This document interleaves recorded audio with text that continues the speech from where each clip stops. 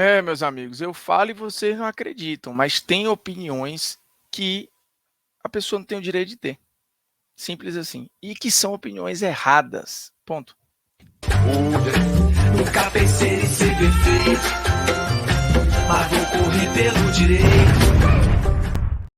Fala, moçada, beleza? Ó, Bruno Formiga na área e nada mais. Já gravei vídeo recentemente sobre os indicados ao prêmio The Best da FIFA. Dentro da premiação, você tem vários prêmios, incluindo a seleção ideal do ano. Então, nós vamos ter, no final de fevereiro, a entrega do prêmio em 23, que equivale a 22. Então, é o FIFA The Best 2022. E dentro do FIFA The Best 2022, você tem o quê? O time ideal, a seleção do mundo de 2022 ou a seleção do mundo do FIFA The Best 2022, já que o período de recorte, repito e reforço, como eu já disse em relação ao indicado de melhor jogador, este recorte vai de 8 de agosto de 2021 até 18 de dezembro de 2022. Então, é um prêmio diferente, que ao invés de pegar 12 meses, uma temporada completa, ele vai pegar uma temporada completa e meia, ou seja, 18 meses. E aí, tudo o que esse prêmio engloba tem o recorte de 18 meses, incluindo a votação para o time ideal ou o time do mundo, a seleção do mundo. E aí, a FIFPro, que equivale ao Sindicato Mundial dos Jogadores, a FIFPro é quem indica os jogadores para a formação dessa seleção. A FIFPro tem uma atuação em outras frentes também, né, como negociar direitos de jogadores em outras frentes, assim, com relação a alguns jogos de videogame, fazer pesquisas sobre. Recentemente eles falaram, né? Olha, pesquisa que a gente fez mostra que os jogadores não são a favor da Copa do Mundo de 2 anos, por exemplo, e outras brigas e outras disputas como uma entidade de representação de classe. Então, vamos dar uma olhada nos indicados, porque tem uma parada que é simplesmente uma barbaridade, né? A gente começa pelos goleiros, Alisson, Emiliano Martins e Courtois, isso aí é barbada. Hakimi, Van Dijk, Thiago Silva, Gvardiol, Davis, Rudiger, Theo Hernandes e Cancelo. Acho que também está suave, não tem nenhuma barbaridade aí. Gavi, De Bruyne, Pedri, Enzo Fernandes, Casemiro, Valverde, Modric e Bellingham. Acho que está ok. Talvez o Gavi seja um pouquinho exagerado, mas ok. E aqui tem o problema no ataque. Vou até pausar para a gente ver com calma. Messi, Neymar, Mbappé, Cristiano Ronaldo, Haaland, Lewandowski, Karim, Benzema. Aí você fala, pô, tá ok, né? Só tem grife aí. Beleza. Só que no recorte de 8 de agosto de 2021 até 18 de dezembro de 2022, é impossível não ter aqui o Vinícius Júnior.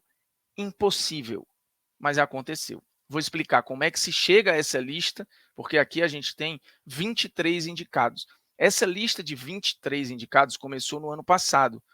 Antigamente, a FIFPro divulgava uma lista de 55 indicados e agora se reduziu para 23, um universo menor, como se fosse assim, um elenco de um clube, né? Vamos ver os relacionados para o prêmio e desses 23 vão sair os 11 do time ideal, do time dos melhores do mundo em 22, que na real é em um ano e meio. Né? Esses são os indicados ao ataque.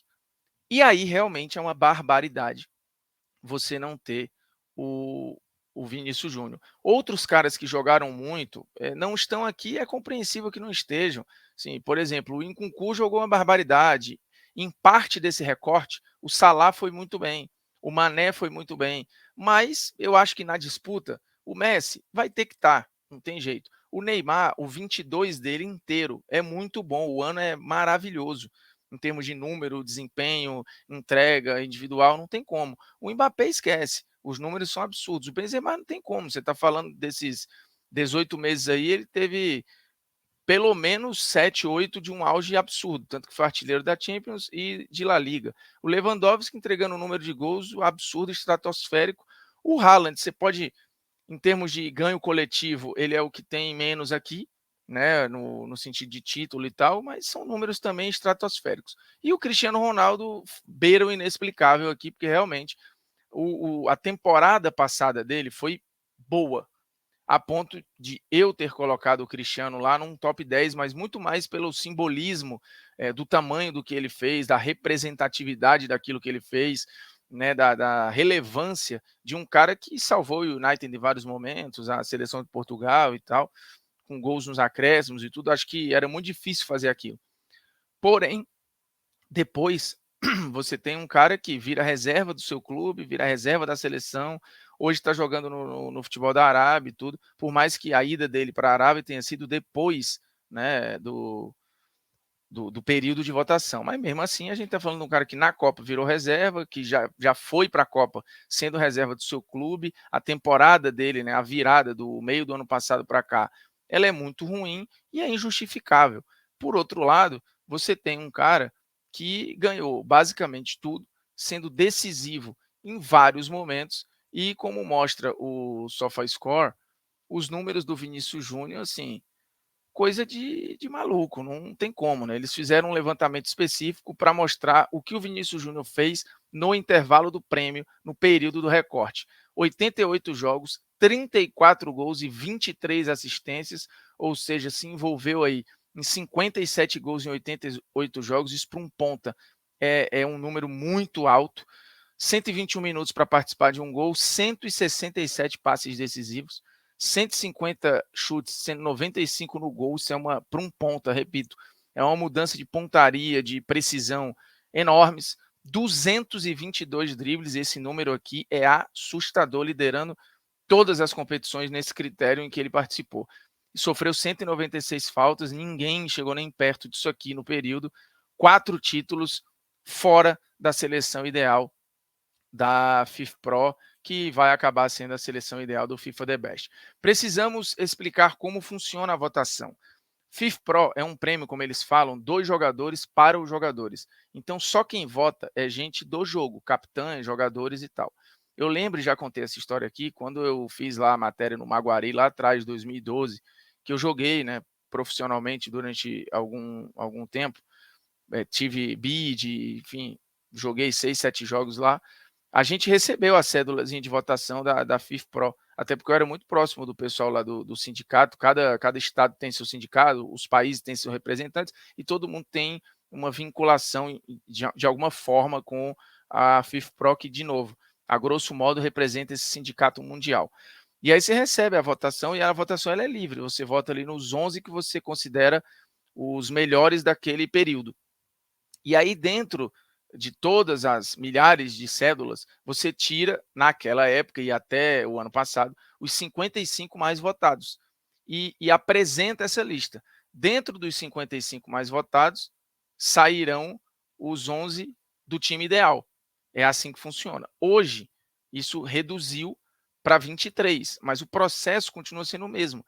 E aí você tem, em média, ele tem anos que você tem 20 mil votos, 27 mil votos, 29 mil votos, varia, dependendo de como eles conseguem distribuir, de como os jogadores compram essa ideia, você tem essa variação de votos aí. Ano passado, se não me engano, foram 18 ou 19 mil votos. Mas assim, é muito voto e votos qualitativos de caras que respiram o jogo, né, que jogam.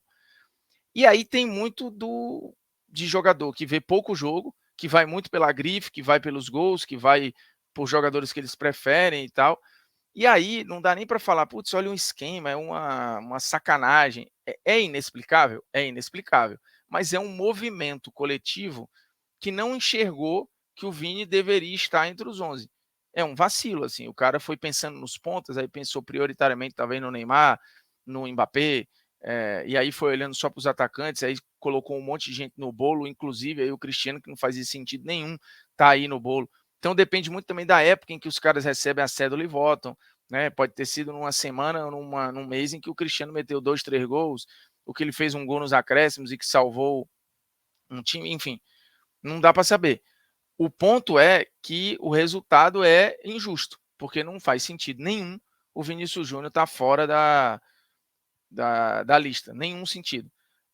Mas foi esse movimento coletivo errado que olhou para o Vini como um cara que não deveria estar lá. Em números, em nível de atuação, em poder de decisão, em regularidade, não tem como.